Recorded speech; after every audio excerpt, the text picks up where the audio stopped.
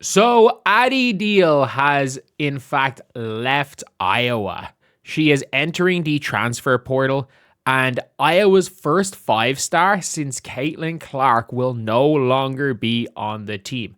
That being said, McKenna Woliczko is going to be there. They have in fact got McKenna Woliczko next year, who I think suits the way that Jan Jensen wants to play a lot more than Addie Deal did. Addie Deal, a downhill driver in a system with zero spacing. In a system with zero spacing. It's just one of those things where it's now like the portal is what it is. And when you are a player like an Addie Deal, you can't waste a second year. Like, this wasn't an Ava Hayden situation where it was very clear, okay, yeah, this is going to be your team. I think that it was very clear, in my opinion, that Iowa didn't really have that much of an intention of playing a style of play to fit Addie Deal. That they wanted Addie Deal to be something she wasn't. Like, they wanted Addie Deal to be Taylor Stremlo. And Addie Deal's not very good at being Taylor Stremlo. Like, we saw glimpses of what Addie Deal can do. We saw games where Addie Deal was the only guard that created. She was the only guard that had any shot creating ability other than Chit Chat. And Chit Chat's wasn't ideal. She just had played enough of the game that she was able to get shots up. Like, it's as simple as that. Like, I don't think Chit Chat was anything spectacular as a shot creator, but she was made look spectacular because of at times because of the system. But recruit a 5-star, don't play a rotator. That will happen. Many of us predicted completely avoidable. I don't think it was completely avoidable. The problem is that you had to make a choice. Do you want the system to suit Stokey and Ava Hayden, or do you want a system to suit Addie Deal? And I think that there is a world. I do think with McKenna Woliczko things could have changed, but I do think that there was a world where Addie Deal could have had a breakout year next year, but I just don't think she wants to take the risk. I think she expected to be the star at Iowa, and I think that was what was sold to her. I honestly think that was what was sold to her. That she was going to be the lead guard at Iowa.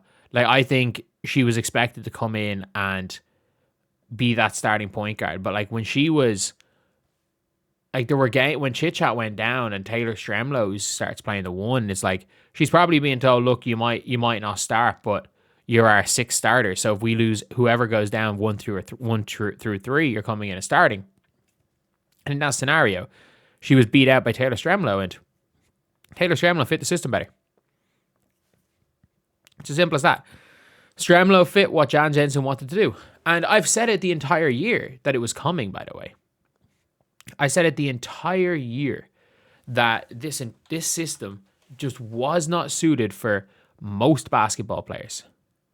The majority of basketball players, this system did not suit. And obviously, Addie Deal is one of them. If you're a modern basketball player, it would not suit you.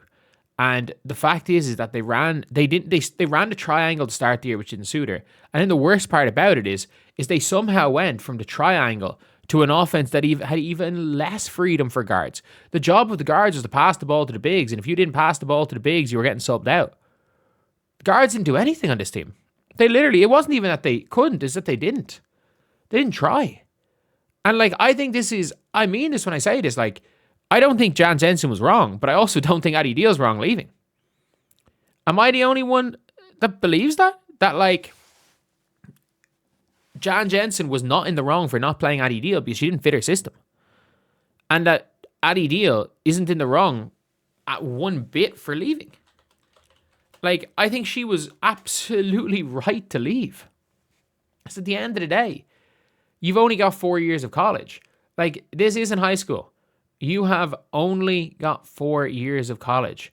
If you waste 2 years of eligibility, like if she goes back to Iowa and they play a system that doesn't suit her, she's got 2 years of eligibility left.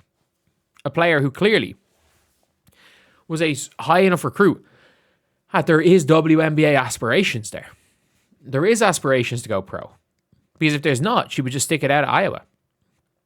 And the only thing I'll say is that, like, the only way that she would leave if she has aspirations of going pro is if she goes to an Ivy League school.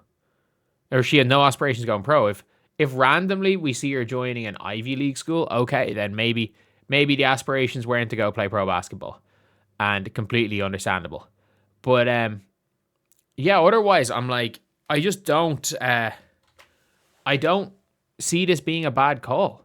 Like, there are certain times players leaving where I'm like, okay, yeah, you know what? It's probably the right decision for you.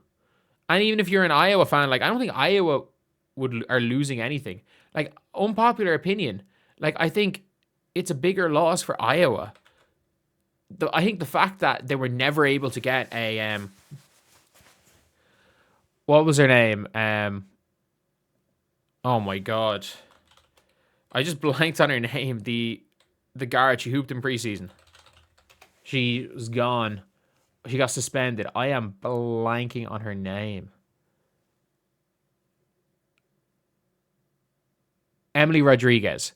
I don't know why. I just had it in my head. Emily Martinez. I'm like, that's not her name.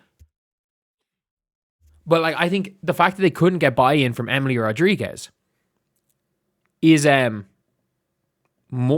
a bigger negative, because I think her just relentless head down to the basket probably worked better than Addie Deal, even though she was going to struggle. But to be fair, everyone was going to struggle in this game, in this lineup. Everyone was going to struggle the way Iowa played. It was not good basketball for guards. And Iowa losing their only 5-star since Caitlin is not ideal. Do I think McKenna Woliczko is going to be good? Yeah. You see those bullshit passes that Hannah Stuckey kept trying to force to Ava Hayden because she was scared to shoot the mid-range? Yeah, if you've ever watched McKenna Woliczko play, like, I watched McKenna Woliczko's team play against whoever the number one recruit is, the guard that's unbelievable. And McKenna's team lost, I think, was it overtime or double overtime? They kind of blew the game. But, like, McKenna Woliczko is not a flashy player, but she's one of those players that will give you a quiet 16 and 8 a night, even at the collegiate level. Like, I have no doubt about McKenna Woliczko's ability to translate. Like, she does all the little things, and she is a mid-range sniper. And her form is good enough that I would assume she's going to be a good three-point shooter by the end of her time in Iowa. But I have to be real. Like, if I'm Addie Deal and Kylie Feuerbach, Taylor Stremlo are starting over you, you are going to be pissed, even when Taylor McCabe is injured. Like, this just didn't fit. It just did not fit. The pieces did not fit here at all.